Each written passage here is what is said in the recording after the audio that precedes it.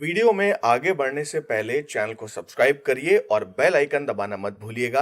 और अगर आपको ये वीडियो अच्छी लगती है तो इसे लाइक करिए और कमेंट सेक्शन में हमें बताइए कि आपको और कौन कौन सी कहानियां या और कौन कौन से टॉपिक्स पर वीडियो देखना पसंद है, जिससे हम आपके लिए उन्हें टाइमली लाते रहें।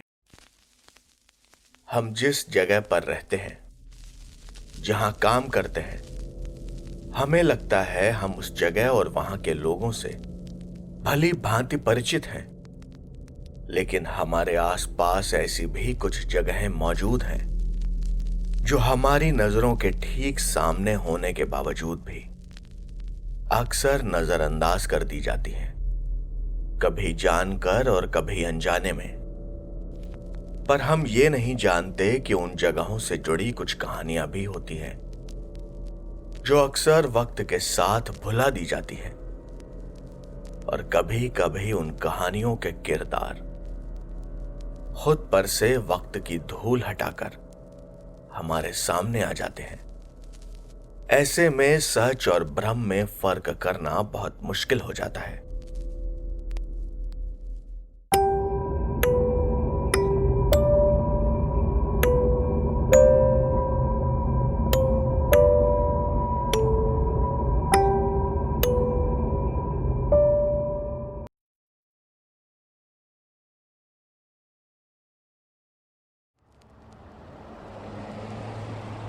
पुणे की गुलाबी ठंड में वहां का माहौल बहुत ही सुकून भरा हो जाता है, लेकिन एफसी रोड पर ट्रैफिक का शोर अभी भी लोगों के कान के पर्दे फाड़ रहा था। रोहन सक्सेना 25 साल का एक सॉफ्टवेयर इंजीनियर अपने फटे हुए लेदर बूट्स को घूरते हुए फुटपाथ पर जल्दी जल्दी अपने पैर घसीटता हुआ चला जा रहा था। कल उसके ऑफिस में एनुअल फंक्शन था और ये बूट जो उसने मुंबई के एक महंगे ब्रांड स्टोर से खरीदे थे, उसकी इमेज का हिस्सा बन चुके थे। वो चलते हुए बड़बड़ा रहा था, शिट यार, इसको भी आज ही टूटना था। कल तक ठीक नहीं हुआ तो बॉस के सामने अपनी इज्जत का फालूदा हो जाएगा। उसकी नजर एक पुरानी सी दुकान पर पड़ी जो कि एक गली के अंदर थी। वहां एक छोटा सा बल्ब जल रहा था, जिसकी धीमी रोशनी में उसे दुकान का नाम नजर आया, श्यामल मोची। 1970 से ईमानदारी का काम। दुकान का दरवाजा लोहे के जंग लगे कब्जों से बस लटक रहा था और टूटने की कगार पर था। रोहन के कदम उस तरफ बढ़ चले। वो सोच रहा था कि क्या इस दुकान पर उसके महंगे बूट ठीक भी हो पाएंगे, लेकिन अभी उसके पास किसी बड़ी मोची की दुकान ढूंढने का वक्त नहीं था। दरवाजा उड़खा हुआ था। रोहन ने झिझकते हुए दरवाजा खोला। अंदर हवा में चमड़े और पॉलिश की एक तेज महक भरी हुई थी। रोहन ने देखा, एक कमजोर पतली झुकी हुई सी परछाई दरवाजे के पीछे खड़ी थी, हाथ में एक छोटा सा हथौड़ा लिए। उसकी पीठ रोहन की तरफ थी। उसने कहा, काका, वो मेरे बूट की हील टूट गई है, आप इसे चिपका सकते हैं? वो परछाई धीरे से रोहन की तरफ पलटी। ये शायद श्यामल काका ही थे। झुर्रियों से पटा हुआ चेहरा, बाल रुई की तरह सफेद, गड्ढों में घुस चुकी आंखें, लेकिन इसके बावजूद उस बुजुर्ग की आंखें। रोहन उसकी आंखों में देखता ही रह गया। उनमें एक अजीब सी चमक थी। उस बूढ़े ने एक नजर रोहन के पैरों पर डाली। उसने धीरे से रोहन को जूते उतारने का इशारा किया। रोहन ने दोनों जूते उसके हाथ में दिए और जैसे एक ही बार में उस अनुभवी मोची की पारखी नजरों ने जान लिया कि उसे क्या करना है। उसने धीरे से कहा, 150 रुपए लगेंगे। रोहन ने अपना वॉलेट निकालते हुए कहा, अरे 100 में ही कर दो ना काका, मैं रोज यहीं से गुजरता हूं। जूते चिपकाने के 150 थोड़ी लगते हैं। श्यामल काका ने कुछ नहीं कहा। तभी रोहन को अपने आसपास की हवा सर्द होती हुई महसूस हुई।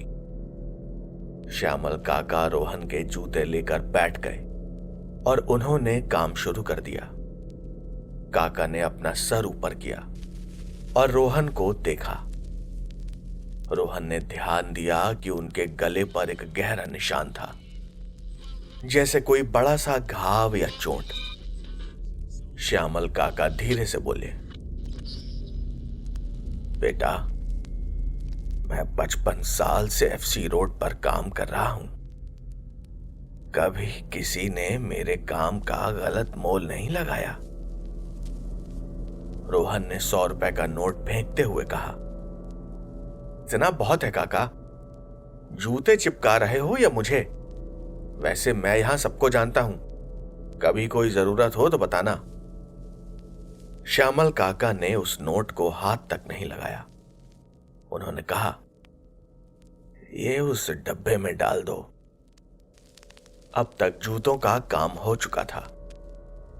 काका ने बूट रोहन को देते हुए कहा, कल सुबह से पहले इसे मत पहनना। रोहन ने बूट हाथ में लिए। अब उसे नंगे पैर ही घर लौटना था। वो जैसे ही खड़ा हुआ तो उसने श्यामल काका को दुकान के पिछले हिस्से में जाते हुए देखा। रोहन दुकान से बाहर निकलने को हुआ ही था कि उसने महसूस किया कि किसी ने उसकी कलाई पकड़ ली थी। लेकिन किसने? वहां कोई नहीं था। रोहन हड़बड़ाहट में दुकान से बाहर निकला और तुरंत ही दुकान का दरवाजा खुद ब खुद एक धड़ाक की आवाज के साथ बंद हो गया। बाहर निकलते वक्त रोहन एक बड़ी ही अजीब सी मानसिक स्थिति में था। दुकान में अचानक बढ़ी वो ठंड, उसकी कलाई पर किसी के मजबूत हाथों का एहसास। अचानक रोहन ने खुद को एक ट्रक के सामने खड़ा पाया। ट्रक के हॉर्न की आवाज से उसके कान फट गए थे। अबे देखकर नहीं चल सकता क्या? मरने के लिए मेरा ही ट्रक मिला है तुझे? रोहन को यह क्या हुआ था? वो सोच रहा था कि अगर उसके पास टाइम होता तो अभी इस पागल को बताता कि वो अंधा है या नहीं। अगले दिन रोहन अपने महंगे बूट्स पहनकर ऑफिस पहुंचा। ऑफिस पहुंचते ही उसके टीम लीडर ने उसे कैबिन में बुलाया। रोहन, क्लाइंट ने लास्ट प्रोजेक्ट रिजेक्ट कर दिया। कंपनी तेरा प्रमोशन होल्ड कर रही है यार। आज सुबह से ही उसका दिन खराब था। उसका कॉफी कप टूट गया। वो चलते एलिवेटर में अटक गया और उसकी गर्लफ्रेंड अवनी से उसका झगड़ा हो गया। अवनी उसका फोन नहीं उठा रही थी। रोहन का दिमाग पूरी तरह से खराब हो चुका था। उसने शाम का एनुअल फंक्शन भी मिस कर दिया। लेकिन रोहन का ये बुरा दिन तो बस शुरुआत थी, क्योंकि अभी रात होनी बाकी थी। रात के 3 बज रहे थे और दिन भर की परेशानियों के बाद रोहन की नींद हराम हो गई थी। उसे लग रहा था जैसे उसकी अच्छी खासी चल रही जिंदगी पटरी से उतर गई हो। बिस्तर पर लेटे हुए वो उस उधेड़-बुन में था कि वो कैसे ये सब ठीक कर सकता है। वो ये सब ठीक कर भी पाएगा या नहीं, और अवनी को क्या समझाए। तभी अपने बाथरूम से उसे एक अजीब सी आवाज आती सुनाई दी। यह किसी के कदमों की आवाज थी, जैसे कोई गीली चप्पल या जूते पहनकर चल रहा हो। रोहन बड़ी सावधानी से उतरकर बाथरूम की तरफ बढ़ा। उसने बाथरूम का दरवाजा खोला, लेकिन जाहिर है वहां कोई नहीं था। पर एक और चीज थी जिसकी तरफ उसका ध्यान दिया। रोहन के वो महंगे बूट्स जो उसने अलमारी के पास रखे थे, अब बाथरूम में सिंक के पास रखे थे। रोहन ने ध्यान से देखा तो बूट्स के तलवों से कुछ लाल लाल पानी जैसा रिस रहा था। रोहन ने जूते उठाए तो दोनों जूतों के सोल पर एक स्टिकर चिपका हुआ था जिस पर लिखा था, श्यामल मोची, बढ़िया काम, सस्ता दाम। रोहन को यह सब बिल्कुल भी अच्छा नहीं लग रहा था। वो पैरानॉर्मल में नहीं मानता था, लेकिन ये उसके साथ क्या हो रहा था? उसे पूरी रात नींद नहीं आई। अगली सुबह उठते ही रोहन ने वो बूट उठाए और उन्हें अपने घर के पास वाले सरकारी कूड़ेदान में फेंक आया। उसके पास जूतों की कोई कमी नहीं थी। उसने अलमारी से एकदम नए जूते निकाले और ऑफिस चला गया। उसका आज का दिन भी कुछ खास अच्छा नहीं गया। बॉस के साथ झिकझिक, काम को लेकर कलीग्स के साथ बहस। आज ऑफिस के वो 9 घंटे उसने बड़ी मुश्किल से काटे थे। शाम को रोहन जब घर लौटा तो वो बहुत थका हुआ था, शारीरिक और मानसिक दोनों ही तरह से। लेकिन घर पर एक और सरप्राइज उसका इंतजार कर रहा था। उसके बिस्तर के ठीक बीचों बीच वही महंगे बूट्स रखे हुए थे जिन्हें वो आज सुबह ही कूड़ेदान में फेंक कर आया था।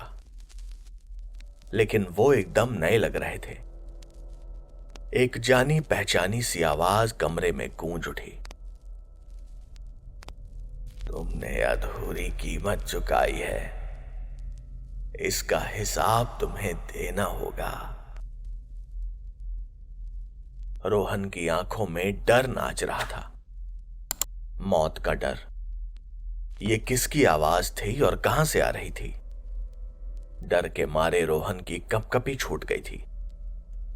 अचानक उसे अपने हाथों पर कुछ महसूस हुआ। उसने देखा तो उसकी उंगलियों पर एक काला टार जैसा कुछ चिपक रहा था और फैलता ही जा रहा था। ये जले हुए चमड़े जैसा कुछ था। रोहन अगले दिन ऑफिस नहीं पहुंचा। उसके कलीग्स ने उसका फोन ट्राई किया तो वो बज रहा था, लेकिन कोई जवाब नहीं आ रहा था। उसके फोन पर ढेर सारी मिस्ड कॉल्स पड़ी थी। 2-3 दिन होने के बावजूद भी जब रोहन ने किसी का फोन नहीं उठाया तो उसके ऑफिस का एक दोस्त उसे मिलने उसके फ्लैट पहुंचा। वो बेचारा काफी देर दरवाजा पीटता रहा।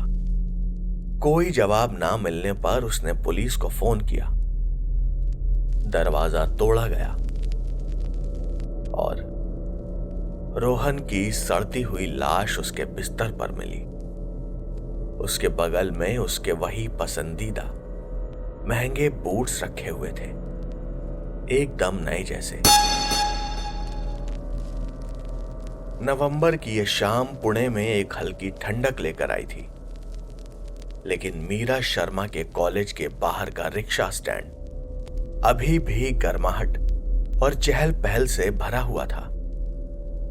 19 साल की मीरा, जो अपने गांव से यहां पढ़ने आई थी, उसने अपने बाएं पैर के सैंडल को उठाया जिसका स्ट्रैप टूट गया था। अरे यार, ये पिछले महीने ही तो खरीदा था, चीप क्वालिटी, उसने अपनी दोस्त अनुष्का से कहा, जो उसे एफसी रोड की तरफ ले जा रही थी। अनुष्का ने कहा, वो बूढ़ा मोची अच्छा काम करता है, लेकिन लोग कहते हैं कि उसकी दुकान में कुछ ऑड सा है। मीरा ने हंसकर कहा, ऑड? हम गरीब लोगों के पास ऑप्शंस नहीं होते अन्नू। 50 रुपए से ज्यादा नहीं दूंगी मैं। श्यामल काका की दुकान के सामने पहुंचते ही मीरा को एक अजीब सी बदबू महसूस हुई, पुराने चमड़े और पॉलिश जैसी। लड़कियों ने दरवाजा खोला और सैंडल को श्यामल काका के सामने पटक दिया।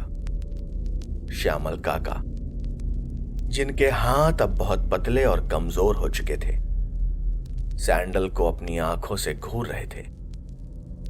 बेटा, इसके 80 रुपए लगेंगे, काका ने अपनी गर्दन खुजाते हुए कहा। मीरा ने अपना पर्स खोला ₹50 काका, मेरे पास ज्यादा नहीं है। मीरा ने जिद की। काका ने अब तक सैंडल पर काम करना शुरू कर दिया था। उन्होंने कुछ नहीं कहा। काम खत्म होने पर उन्होंने मीरा को घूरते हुए कहा, ले जाओ इसे यहां से। उस रात मीरा के हॉस्टल के कमरे में चुप्पी छाई हुई थी। वो अपना असाइनमेंट निपटाने में लगी हुई थी जब उसने एक आवाज सुनी। या तो कुछ गिरा था या फिर फेंका गया था। मीरा ने अपनी नजर उठाई तो वो सैंडल जो उसने जूते की रैक में रखे थे उसके बिस्तर के पास पड़े हुए थे। मैं पागल हो गई हूं क्या? उसने खुद से ही कहा। अगले दिन जब मीरा कॉलेज पहुंची, उसकी प्रिंसिपल ने उसे बुलाया और कहा, मीरा बेटा, तुम्हारी मां गांव में स्कूटर से उनका एक्सीडेंट हो गया। मीरा का दिल धक से रह गया। लेकिन मैम, मां तो कभी स्कूटर चलाती ही नहीं। मीरा को अपने गांव पहुंचना था और वो भी जल्द से जल्द। अस्पताल के कॉरिडोर में मीरा की सांसें तेज चल रही थी। खुशकिस्मती से उसकी मां को सर या फिर किसी संवेदनशील जगह पर चोट नहीं आई थी, लेकिन उनका पैर टूट गया था और एड़ी और पंजों पर प्लास्टर बंधा हुआ था। मीरा ने अपनी मां से एक्सीडेंट के बारे में पूछा तो उन्हें भी कुछ समझ नहीं आया कि उनके साथ क्या हुआ था। उनका कहना था कि स्कूटर चलाते वक्त किसी ने उन्हें धक्का दिया था, जबकि उनके आसपास कोई नहीं था। मीरा चौंक गई। मीरा जानती थी कि उसकी मां शायद ही कभी स्कूटर चलाती थी, फिर उन्हें ऐसी क्या जरूरत पड़ गई। जब नर्स ने एक्सरे दिखाया तो मीरा का खून सूख गया। एक्सरे में मां के पैर का फ्रैक्चर ठीक उसी जगह था जहां सैंडल का स्ट्रैप टूटा था। मां का हाल चाल लेकर मीरा पुणे वापस आ गई। उसके दिमाग में तरह तरह की बातें चल रही थी। श्यामल काका का वो मुरझाया हुआ चेहरा, लेकिन वो गुस्से से भरी आंखें उसे बार बार याद आ रही थी। अपने हॉस्टल पहुंचने के बाद मीरा ने झल्लाकर अपनी सैंडल को दीवार पर मारना शुरू कर दिया। वो सैंडल को दीवार पर मारते मारते थक गई, लेकिन वो टूटी नहीं। मीरा बिस्तर पर बैठ गई और हांफने लगी। अगले दिन मीरा ने उन सैंडल्स को कूड़ेदान में फेंक दिया, लेकिन वो जैसे ही हॉस्टल लौटी तो वो सैंडल्स उसके बिस्तर पर रखे हुए थे, एकदम नए जैसे। लेकिन मीरा का मन पक्का हो चुका था। उसने तुरंत ही सैंडल्स उठाई और चल पड़ी उन्हें नदी में फेंकने। मीरा एक ब्रिज पर पहुंची और उसने बैग से सैंडल निकाली। अजीब बात थी कि सैंडल्स गरम थी, जैसे उन्हें किसी ने अभी अभी पहना हो। मीरा ने सैंडल्स नदी में फेंक दिए। उसे अब इत्मीनान था। वो आराम से हॉस्टल पहुंची तो उसके बिस्तर पर वही सैंडल्स रखे हुए थे, एकदम नए। मीरा अंदर तक कांप गई थी। ये नहीं हो सकता था। उसने अभी कुछ ही देर पहले तो वो सैंडल्स नदी में फेंके थे। उसके कमरे में एक अनजान ठहाका गूंज उठा।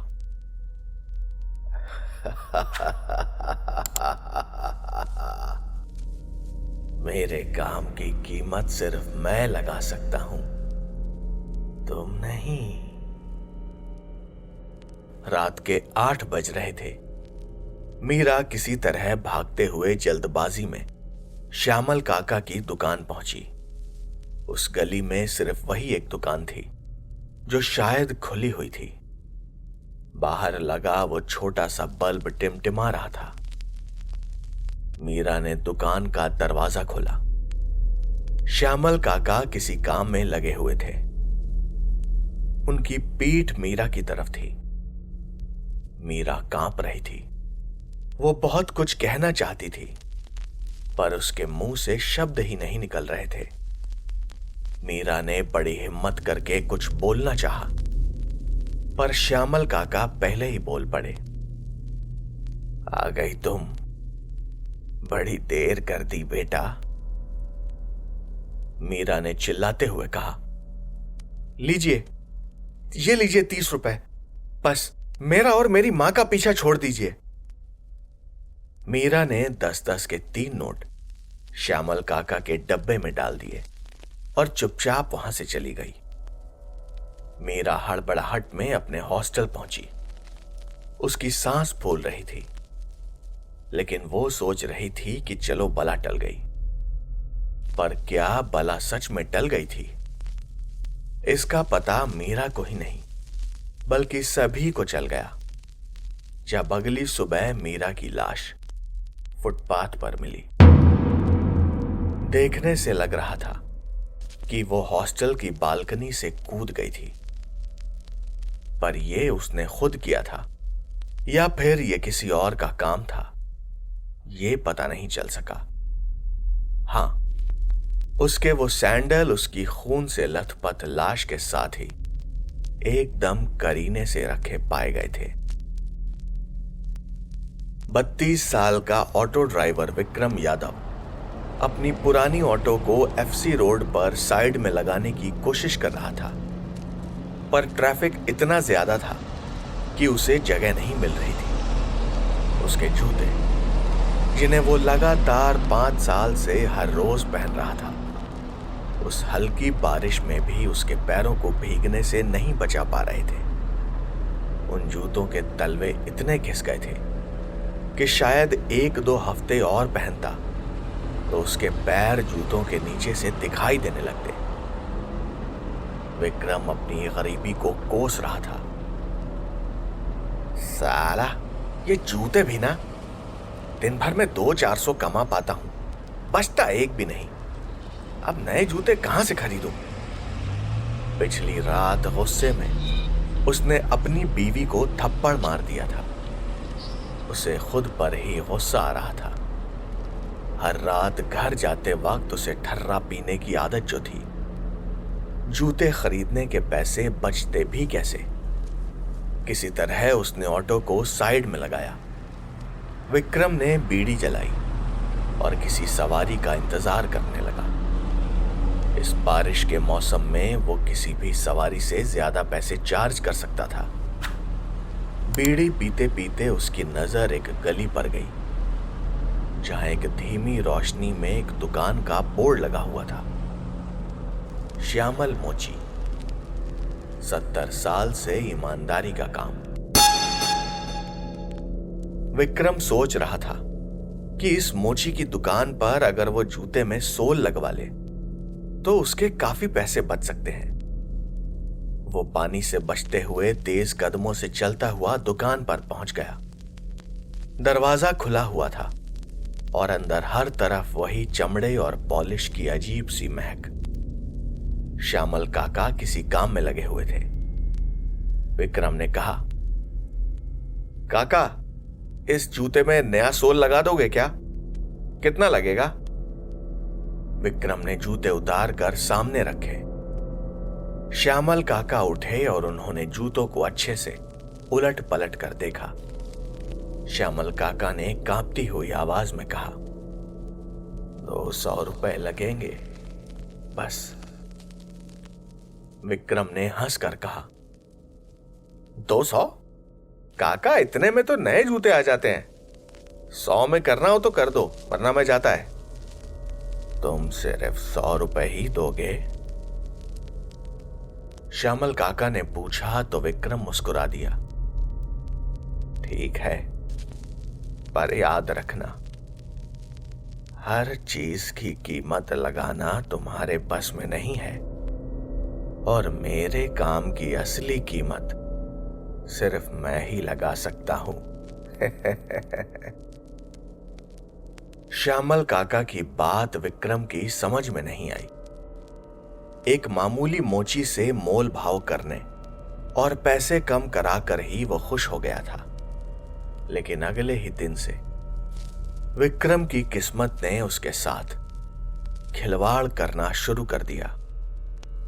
कभी ऑटो चलाते चलाते ब्रेक फेल हो जाते, तो कभी एक्सेलरेटर का वायर टूट जाता।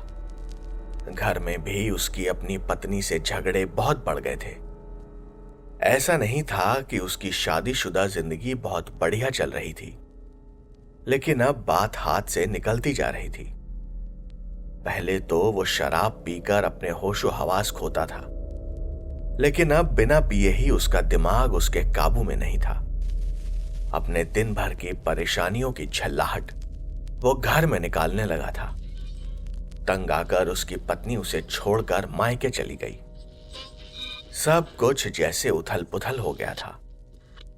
एक और बात थी जिसे विक्रम अभी तक समझ नहीं पा रहा था। वो जब भी किसी सवारी को अपने ऑटो में बिठाता तो उसका मीटर अपने आप ही 100 रुपए से शुरू होता। इस बात को लेकर उसकी कई लोगों से बहस भी हो चुकी थी। विक्रम ने कई बार अपना मीटर चेक कराया, पर उसमें कोई खराबी नहीं थी। मैकेनिक हर बार उसे बैरंग ही लौटा देता।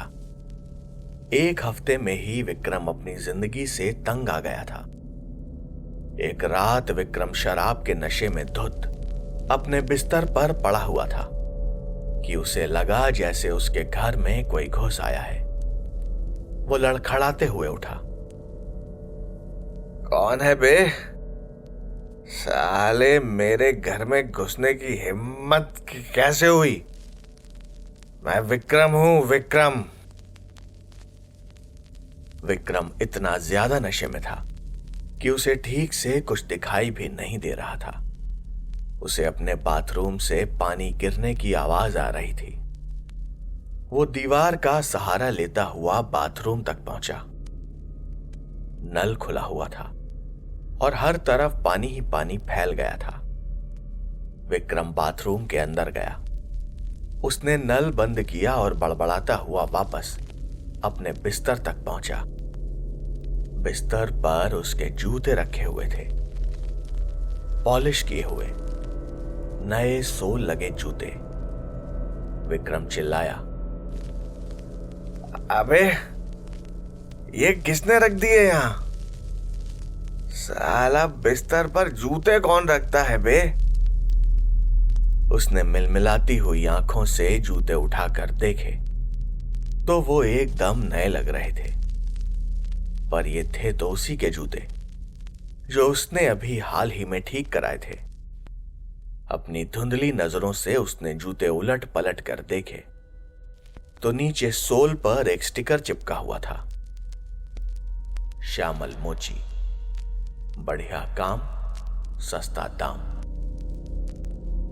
विक्रम ने जूते उठाकर एक तरफ फेंक दिए और बड़बड़ाता हुआ लेट गया। श्यामल साला मोची।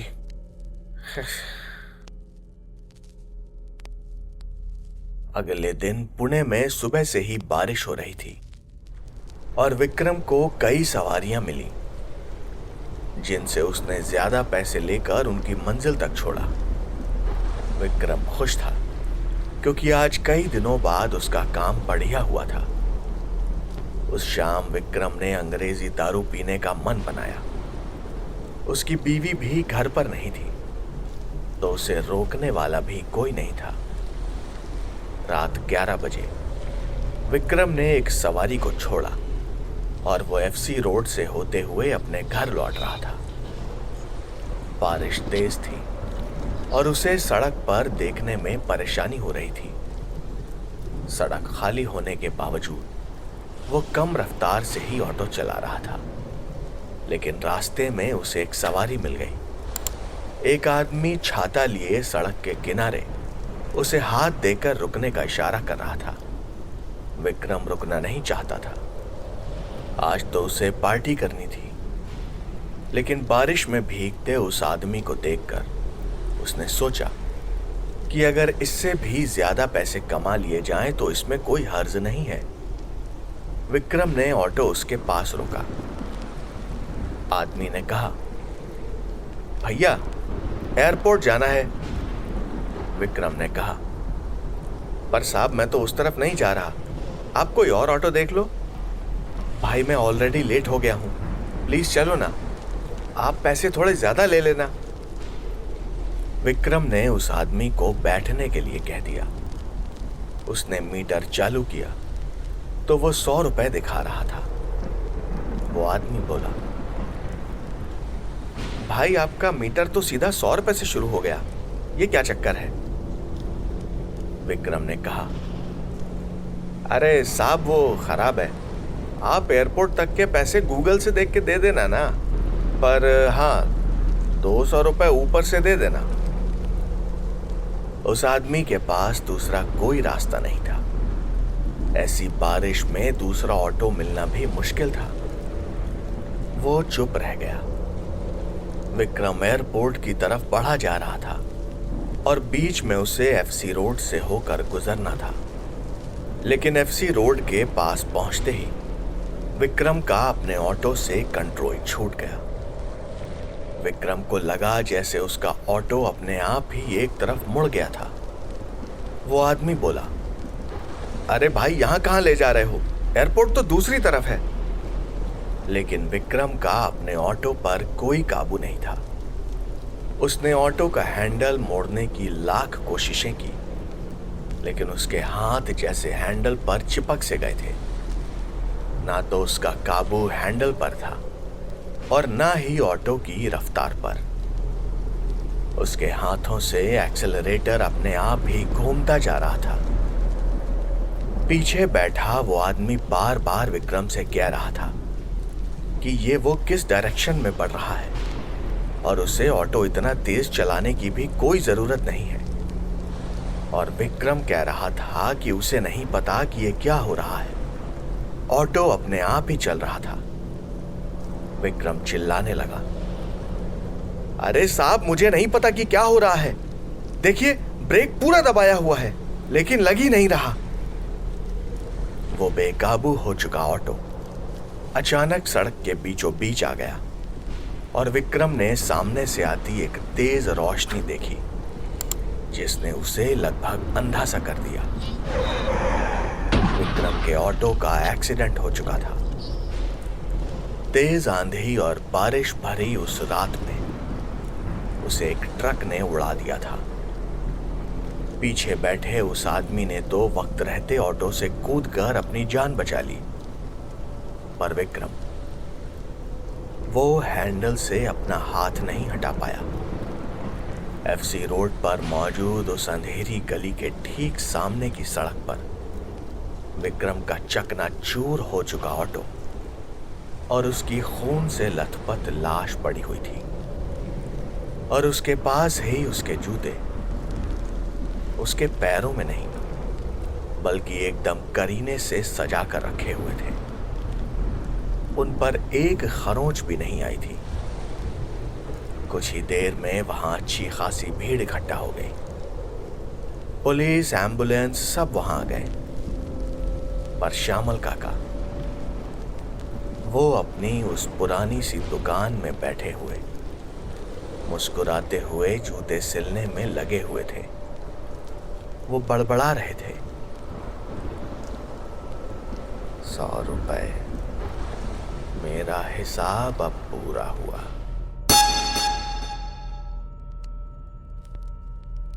दैनिक भास्कर पुणे के ऑफिस में प्रिया देशपांडे के क्यूबिकल की दीवार पर 3 फोटोज चिपकी हुई थी। रोहन सक्सेना, मीरा शर्मा और विक्रम यादव। हर फोटो के नीचे एक न्यूज़पेपर की कतरन भी लगी हुई थी। Youth dies mysteriously, college girl suicide, auto driver found dead. 28 साल की क्राइम रिपोर्टर प्रिया बैठे बैठे अपने लैपटॉप पर जूम की हुई एक फोटो को देखे जा रही थी। उसके बॉस ने उसे कई बार चेताया था कि वो इन फालतू केसेस पर अपना समय बर्बाद ना करे, लेकिन ये तीनों लोग जो एक के बाद एक अजीब से हादसों में मारे गए थे, इन्होंने श्यामल मोची की दुकान से जूते बनवाए थे। हर एक की लाश के पास स्टिकर लगे हुए चमचमाते जूते मिले थे, एकदम सजा कर रखे हुए।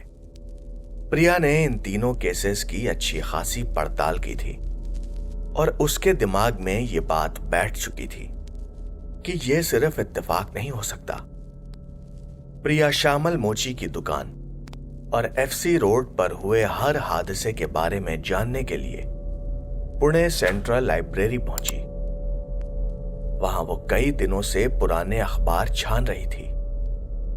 घंटों की मशक्कत के बाद एक लोकल अखबार के तीसरे पन्ने पर उसकी नजर अटक गई। खबर छपी थी, एफसी रोड एक्सीडेंट, वृद्ध मोचीचा दुर्दैवी हिट एंड रन मध्य मृत्यु। यानी हिट एंड रन में एक बुजुर्ग मोची की मौत। यह खबर पढ़ते ही प्रिया जैसे जड़ हो गई थी। अगर श्यामल मोची की मौत 6 महीने पहले हो चुकी थी, तो फिर यह पुरानी सी लगभग खंडहर हो चुकी दुकान कौन चला रहा था? क्या यह उसका बेटा हो सकता था या फिर कोई और रिश्तेदार? उसे पता तो करना ही पड़ेगा। सेंट्रल लाइब्रेरी के लाइब्रेरियन से अब तक प्रिया की अच्छी जान पहचान हो गई थी। वो टहलते हुए प्रिया के पास पहुंचे तो उन्होंने भी उस अखबार को देखा। लाइब्रेरियन अपने आप ही बोल पड़े, ये बड़ा ही अजीब केस था बेटा। उस बेचारे मोची के साथ बड़ा गलत हुआ था। मैं उस दिन वही था। अगर तुम्हारे जैसे यंग लोग किसी गरीब को इंसाफ दिला सकें तो शायद उस बेचारे की आत्मा को शांति मिल जाए। प्रिया ने इस खबर की सारी डिटेल्स नोट की और सीधा फॉरेंसिक लैब पहुंच गई। वहां टेक्नीशियंस और पुलिस से परमिशन लेने के बाद उसे श्यामल की डायरी मिल गई। इस डायरी में श्यामल अपने हर ग्राहक का नाम और उसका हिसाब लिखा करता था। प्रिया डायरी अपने साथ घर ले आई और सुकून से बैठकर सारी एंट्रीज चेक की। ज्यादातर एंट्रीज में तो सिर्फ ग्राहक का नाम और उसका बिल था, पर कुछ एंट्रीज में ग्राहक के बकाया रुपए भी लिखे हुए थे और उसके साथ ही एक और बात लिखी हुई थी, अंजाम। ये क्या था? प्रिया डायरी के पन्ने पलटती गई और जिस पन्ने पर रोहन, प्रिया और विक्रम के नाम लिखे थे, उनके नाम के आगे भी अंजाम लिखा हुआ था। वहां कुछ और भी लिखा था, 150 की जगह 100, 80 की जगह 50 और 200 की जगह 100। इन तीनों ही लोगों ने श्यामल मोची की दुकान पर मोल भाव करके कम पैसे दिए थे। वो डायरी देखकर मीरा बेचैन हो उठी थी। उसे अंदर ही अंदर डर लग रहा था, लेकिन उसे इस मामले की तह तक भी पहुंचना था। प्रिया ने सोचा कि वो अगले दिन ही श्यामल मोची की दुकान पर जाकर देखती है कि वहां कौन काम करता है। वो सुबह उठी और ऑफिस पहुंची। वो दिन भर सोचती रही कि वो अब एफसी रोड जाएगी, तब एफसी रोड जाएगी, पर वो ऐसा नहीं कर पाई। 3 दिन बाद प्रिया एफसी रोड जाने की हिम्मत जुटा पाई। प्रिया ऑफिस से निकली और दोपहर ठीक 12:03 पर एफसी रोड पहुंच गई।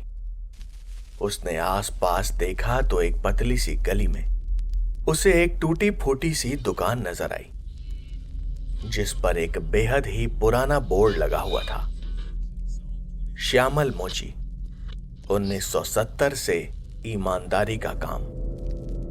प्रिया सहमी हुई सी दुकान के अंदर पहुंची। अंदर का माहौल बड़ा ही अजीब सा था। सर्द हवा में घुली चमड़े और पॉलिश की महक और मनहूसियत। प्रिया ने देखा कि एक आदमी उसकी तरफ पीठ किए कुछ काम करने में लगा हुआ था। प्रिया का ध्यान एक दीवार की तरफ गया, जिस पर गाढ़े भूरे रंग से हाथ के निशान बने हुए थे। वो निशान किसी ने जानबूझकर बनाए हों ऐसा तो नहीं लगता था। ऐसा लग रहा था ये पॉलिश, या फिर शायद खून। नहीं, ऐसा तो नहीं होना चाहिए था। प्रिया ने पूछा, श्यामल काका की दुकान यही है ना? आप कौन हैं? वो आदमी कुछ नहीं बोला और वैसे ही अपना काम करता रहा। प्रिया ने दोबारा पूछा, काका काका। वो बुजुर्ग उठा और प्रिया की तरफ पलटा। प्रिया उसे देखकर सहम गई। उस कमजोर से बूढ़े आदमी की आंखों में कुछ था, गुस्सा, दृढ़ता और कुछ सवाल। प्रिया के बैग में श्यामल काका की डायरी थी। उस बुजुर्ग ने प्रिया को घूरते हुए पूछा, क्या तुम्हारे पास श्यामल मोची की डायरी है? प्रिया सन्न थी। इस आदमी को कैसे पता कि उसके पास वो डायरी है? उसने कांपते हुए हाथों से वो डायरी अपने बैग से निकाली और उस बुजुर्ग की तरफ बढ़ा दी। उस बूढ़े की पकड़ उस डायरी पर ऐसी थी जैसे किसी शेर की अपने शिकार पर होती है। प्रिया ने डरते हुए कहा, काका, कुछ दिन पहले यहां एक ऑटो वाला जूते ठीक कराने आया था ना? वो बूढ़ा प्रिया को घूरने लगा। उसने एक डरावनी आवाज में कहा, डायरी लौटाने का शुक्रिया। तुम्हारे जूते तो ठीक हैं, इन्हें मरम्मत की जरूरत नहीं। यहां से चली जाओ, तुम्हारा यहां कोई काम नहीं। पर काका, मैं तो बस पूछ रही थी कि। जाओ। एक पल के लिए प्रिया के दिल ने काम करना बंद कर दिया था। वो पलटी और सीधा बाहर सड़क की ओर भागी और तब तक नहीं रुकी जब तक कि उसे लोगों की भीड़ दिखाई नहीं देने लगी। उस चहल पहल में प्रिया अपने आप को सुरक्षित महसूस कर रही थी। उस बूढ़े से आमना सामना होने के बाद प्रिया हिल सी गई थी। वो ऑफिस के बजाय सीधा अपने घर पहुंची और खुद को रोजमर्रा के कामों में लगाकर ये वाकया भूलने की कोशिश करने लगी। घर पर पूरा दिन छोटे मोटे काम करने और अपना मन लगाए रखने के बाद रात तक प्रिया काफी थक चुकी थी और उसे लेटते ही नींद आ गई। रात के लगभग 3 बजे प्रिया को काफी ठंड महसूस होने लगी।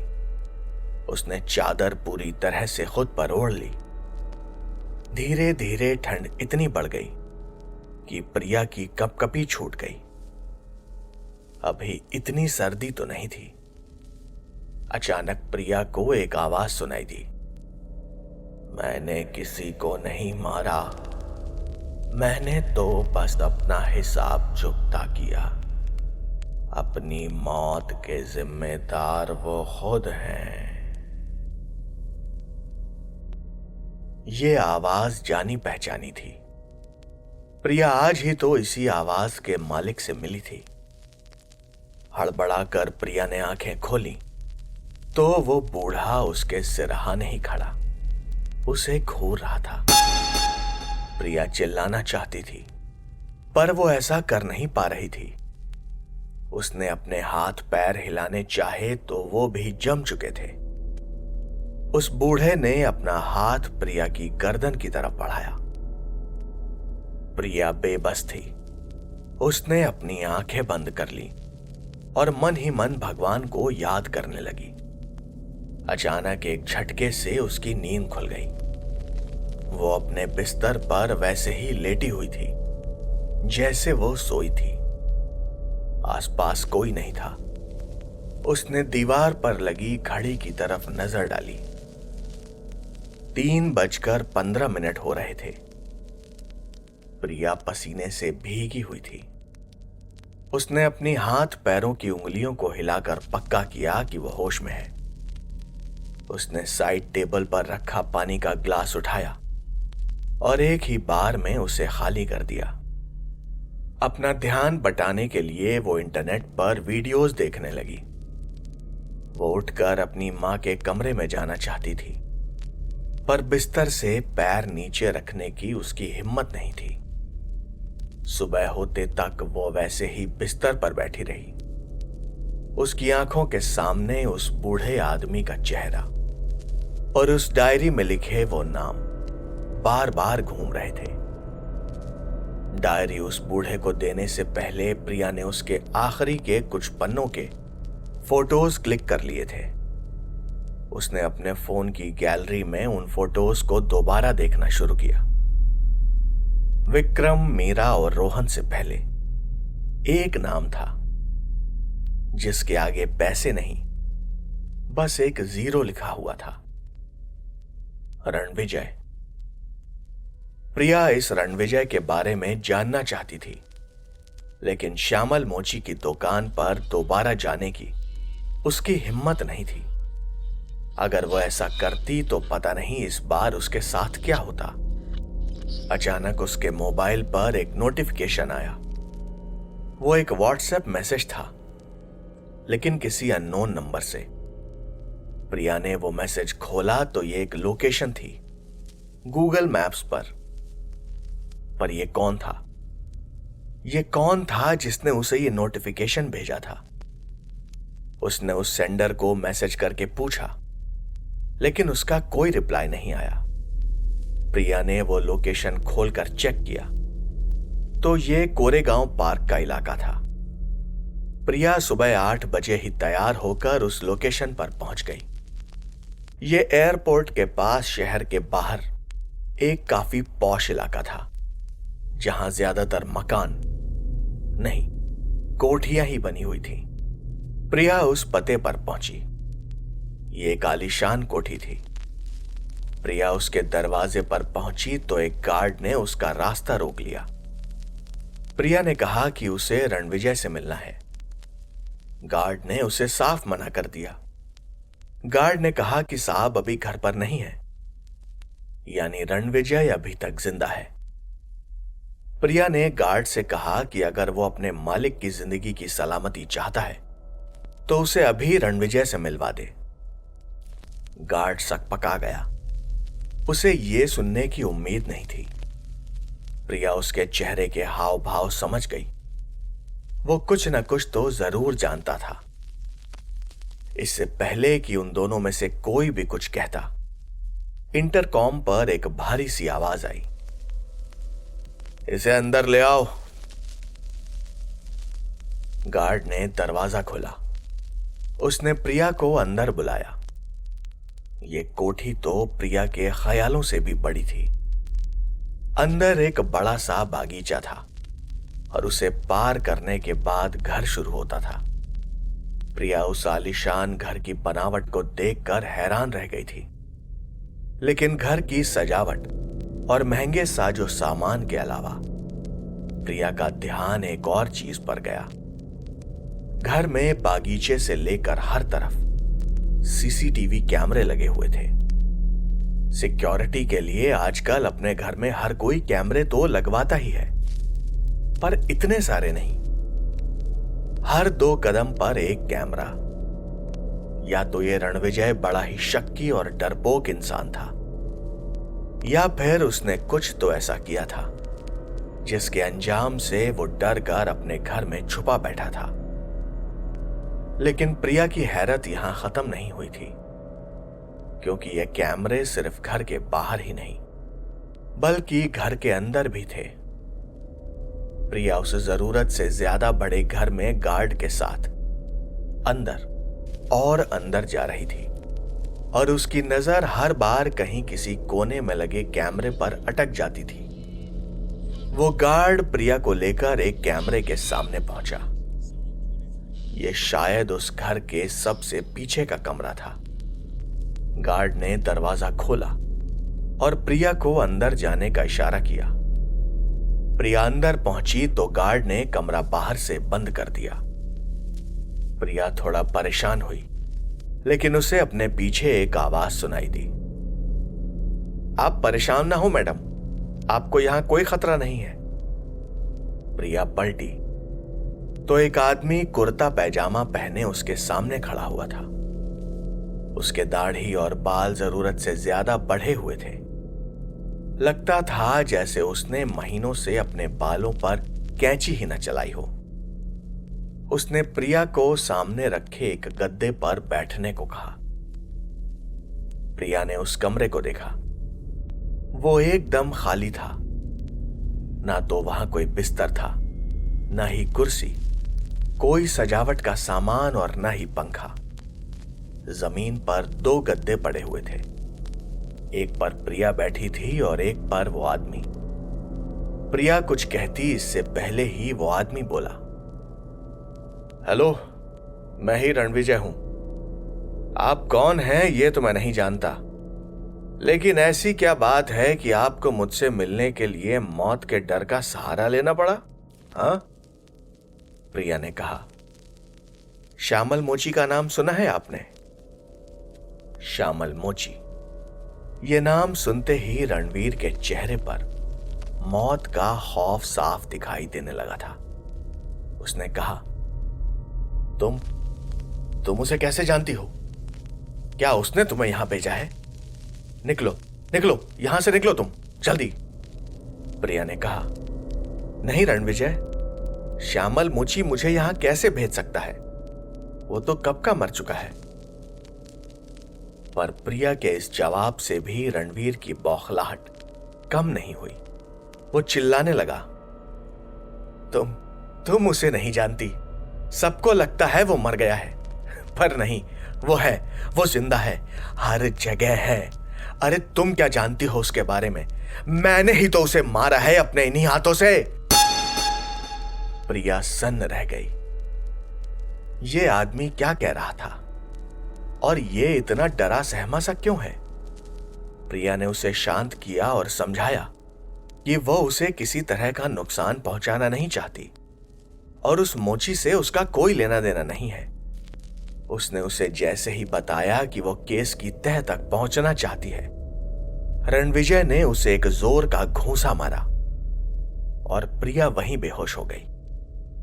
प्रिया को जब होश आया तो वो एक कार के ट्रंक में थी।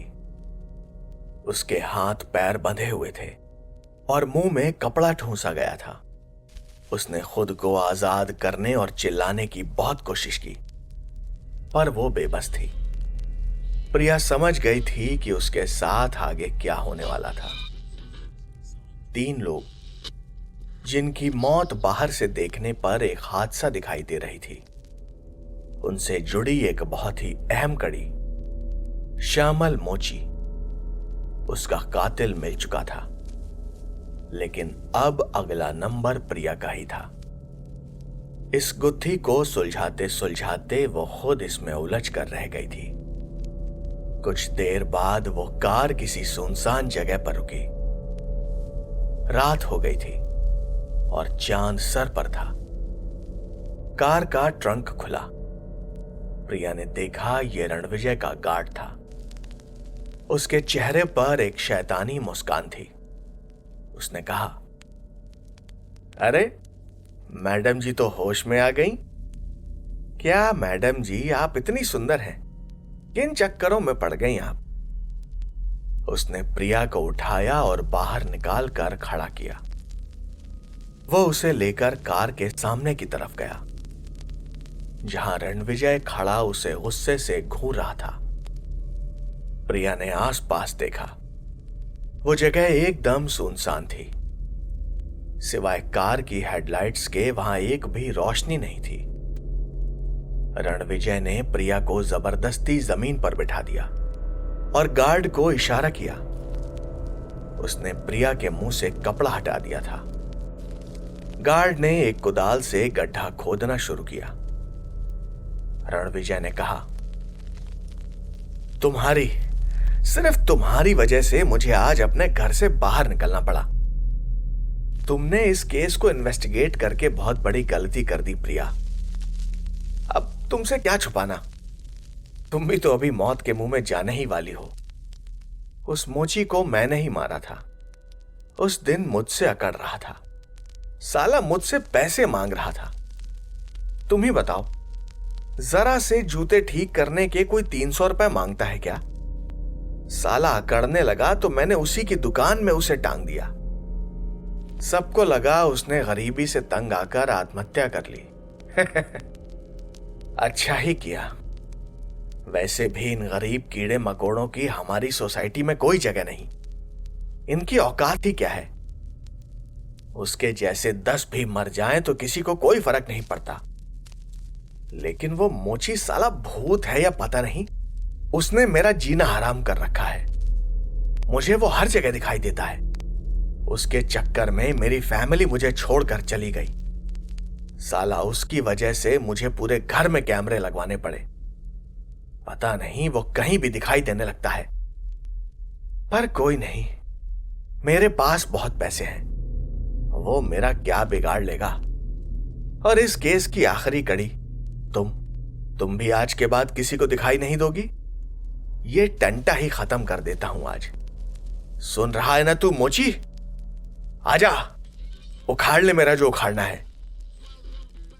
प्रिया को अपने कानों पर भरोसा नहीं हो रहा था। कोई इंसान इतना जालिम भी हो सकता था। अब वो क्या करेगी? इस हालत में कौन उसे बचाने आ सकता है? गार्ड अपनी खुदाई में लगा हुआ था कि उसकी कुदाल किसी सख्त चीज से टकराई।